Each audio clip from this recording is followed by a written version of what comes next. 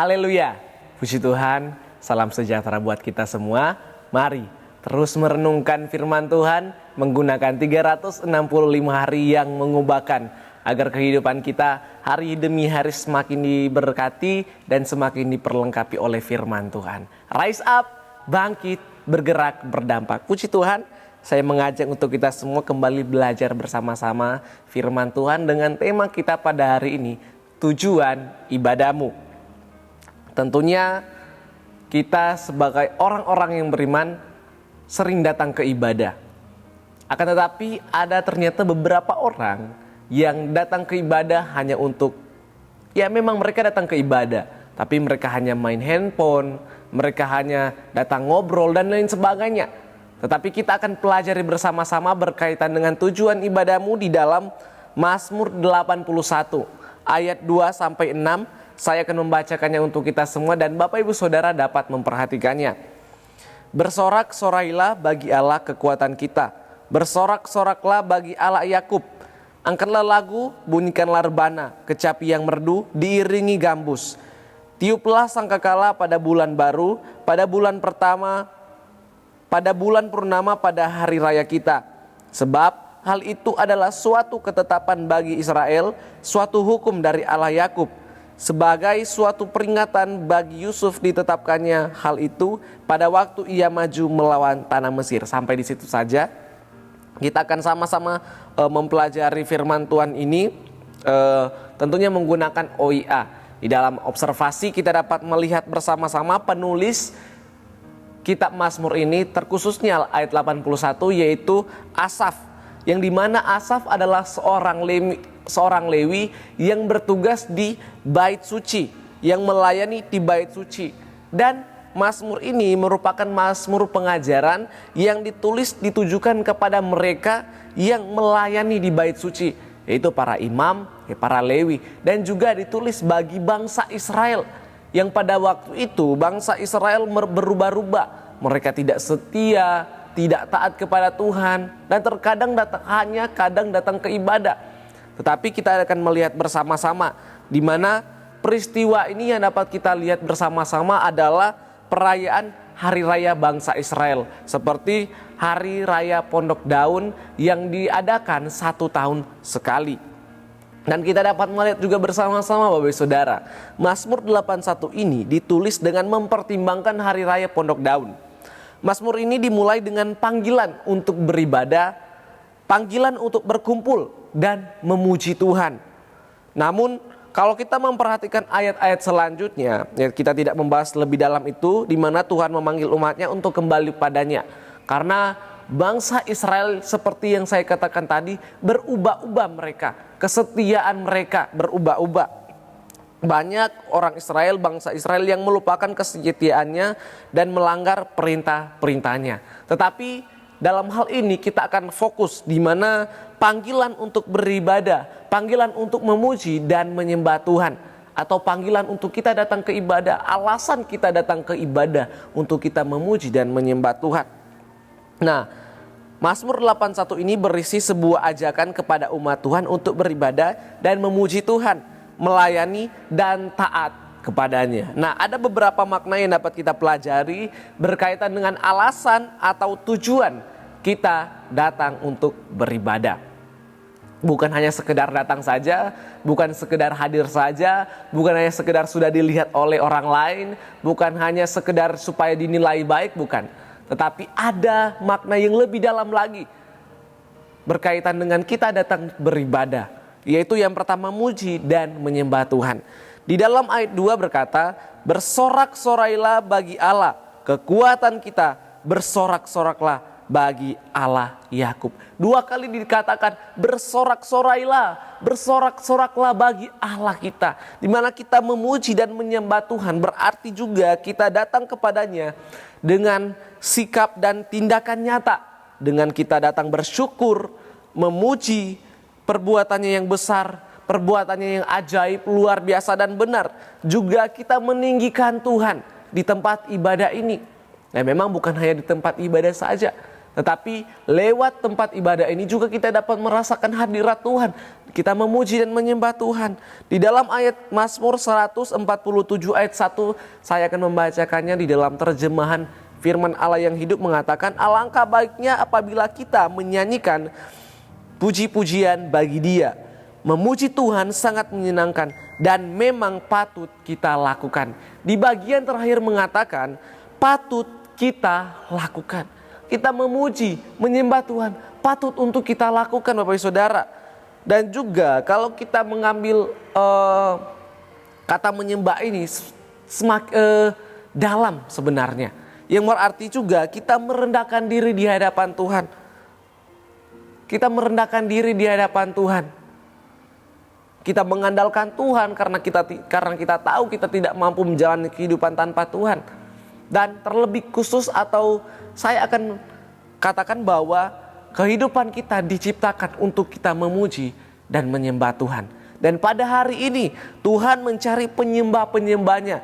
Di dalam Lukas 4 ayat 8 berkata, tetapi Yesus berkata kepadanya, ada tertulis, engkau harus menyembah Tuhan Allahmu dan hanya kepada Dia sajalah engkau berbakti. Kemudian Yohanes 4 ayat 23 sampai 24 saya akan bacakannya. Maaf, Yohanes 4 ayat 23. Tetapi saatnya akan datang dan sudah tiba sekarang bahwa penyembah-penyembah benar akan menyembah Bapa dalam roh dan kebenaran, sebab Bapa menghendaki penyembah-penyembah demikian. Puji Tuhan, di dalam ini kita dapat melihat bersama-sama sehingga di tempat ibadah kita bukan hanya ikut bernyanyi saja. Kita bukan hanya ikut-ikutan menyembah saja, bukan. Tetapi kita datang ke ibadah untuk kita memuji, menyembah Tuhan dengan hati kita, dengan ucapan syukur kita, dengan kita merendahkan diri di hadapan Tuhan. Supaya saya percaya ketika kita merasakan hadirat Tuhan, ketika kita memuji Tuhan, kita akan mendapatkan damai sejahtera dan sukacita yang daripada Tuhan. Lalu kemudian yang kedua yaitu melayani. Tujuan ke ibadah ada yang melayani. Di dalam ayat 3-5 mengatakan, angkatlah lagu, bunyikanlah rebana, kecapi yang merdu diiringi gambus. Tiuplah sangkakala pada bulan baru, pada bulan pertama pada hari raya kita. Sebab hal itu adalah suatu ketetapan bagi Israel, suatu hukum dari Allah Yakub. Kita dapat melihat bersama-sama di mana untuk mengangkat lagu, membunyikan rebana, memainkan kecapi dan lain sebagainya, itu ada orang-orang yang harus memainkannya. Dan mereka lah yang disebut mereka pelayan-pelayan Tuhan. Mereka yang melayani di bait suci. Ayat ini juga bagian mereka yang melayani Tuhan dan jemaat di bait suci. Ini juga sering kita jumpai di dalam ibadah di mana ada yang melayani tentunya. Melayani musik, melayani WL, singer dan lain sebagainya. Untuk melayani tentunya tidak mudah. Itu harus mengorbankan tenaga, mengorbankan waktu dan lain sebagainya untuk bisa melayani. Tapi satu hal yang pasti yang mau saya katakan bahwa ketika kita melayani Tuhan, ada sukacita yang melimpah yang kita dapat. Ketika kita melayani, tidak harus melayani WL singer dan lain sebagainya. Apapun skill yang diberikan dalam kehidupan kita, entah kita mau melayani sebagai asyir, kita mau melayani sebagai singer dan lain sebagainya. Intinya kita melayani Tuhan di gereja ini. Jadi tujuan yang pertama kita memuji menyembah Tuhan, lalu kemudian kita melayani Tuhan dengan skill yang diberikan oleh Tuhan dalam kehidupan kita.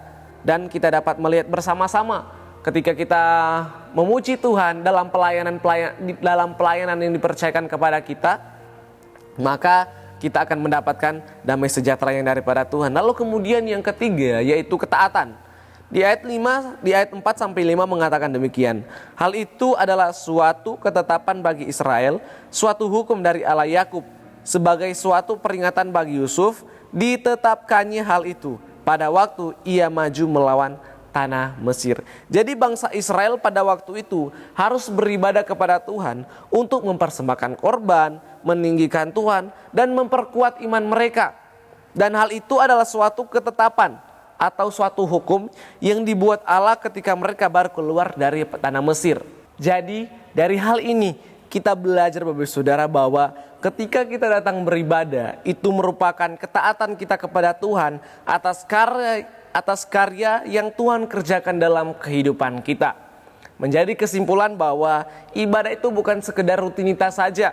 Ibadah itu bukan hanya kita meluangkan waktu untuk datang beribadah, bukan tempat ajang pamer, bukan tempat kita bermain media sosial, melainkan tempat kita beribadah, memuji, menyembah Tuhan, meninggikan Tuhan, melayani Tuhan, dan taat kepada Tuhan. Dan tentunya terlebih khusus kita memperhatikan firman Tuhan, supaya itu juga menjadi bagian di dalam kehidupan kita. Dan menjadi aplikasi di dalam Mazmur 81 ini merupakan sebuah ajakan bagi kita untuk memuji dan menyembah Tuhan. Dengan kita memuji Tuhan dengan mulut kita, dengan tangan kita ketika kita bertepuk tangan, dengan skill yang Tuhan berikan, entah itu kita bermain musik dan lain sebagainya, kita memuji dan menyembah Tuhan. Tentunya menggunakan hati yang tulus memuji dan menyembah Tuhan. Lalu kemudian tentunya membutuhkan kerendahan hati.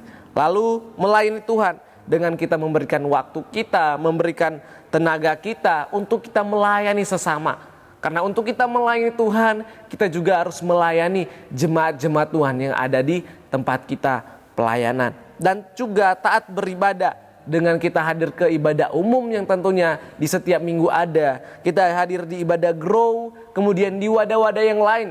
Ya contohnya kalau remaja tentunya hadir remaja, pemuda hadir pemuda, bagi kaum pria hadir kaum pria, kaum wanita hadir kaum wanita, dan lain sebagainya. Kita belajar untuk kita taat beribadah kepada Tuhan. Di tempat ibadah kita bisa lihat di dalam Ibrani 10 ayat 25 mengatakan demikian. Janganlah kita menjauhkan diri dari pertemuan-pertemuan ibadah kita seperti dibiasakan oleh beberapa orang, tetapi marilah kita saling menasihati dan semakin giat melakukannya menjelang hari Tuhan yang mendekat. Kita mau belajar untuk kita giat datang beribadah kepada Tuhan. Dan ketika kita beribadah kepada Tuhan, tentunya tujuannya untuk kemuliaan nama Tuhan saja. Amin. Puji nama Tuhan. Kiranya firman Tuhan dapat menjadi berkat, kekuatan, dan bekal bagi kehidupan kita. Terima kasih telah mengikuti renungan 79 yang mengubahkan. Bapak Ibu Saudara yang ingin didoakan untuk pokok-pokok doa tertentu atau ingin menceritakan kesaksian mujizat kesembuhan, pemulihan masalah keluarga dan lain-lain dapat disalurkan melalui chat WhatsApp di nomor 0813 2742 0088. Tuhan Yesus memberkati kita semua. Amin. Mari kita satu dalam doa, kita berdoa. Bapa kami yang ada di kerajaan sorga, kembali kami mengucap syukur Tuhan atas firman yang boleh kami dengar dan pelajari bersama-sama. Ternyata kami Tuhan, umat-umat-Mu mau belajar untuk taat datang beribadah, untuk kami memuji menyembah Tuhan, untuk kami melayani Tuhan, untuk kami menerima firman Tuhan. Tolong kami Tuhan, kuatkan kami untuk kami bisa rajin datang beribadah kepadamu Tuhan. Terpujilah nama Tuhan, kebajikan dan kemurahan belaka akan mengikuti keluarga GPDI El Shaddai Magelang seumur hidup, dan keluarga GPDI El Shaddai Magelang akan diam dalam rumah Tuhan sepanjang masa. Terima kasih Bapa, Engkau memberkati keluarga GPDI El Shaddai Magelang dimanapun mereka pergi dan berada. Di dalam nama Tuhan Yesus kami serahkan doa kami, haleluya, puji Tuhan, amin.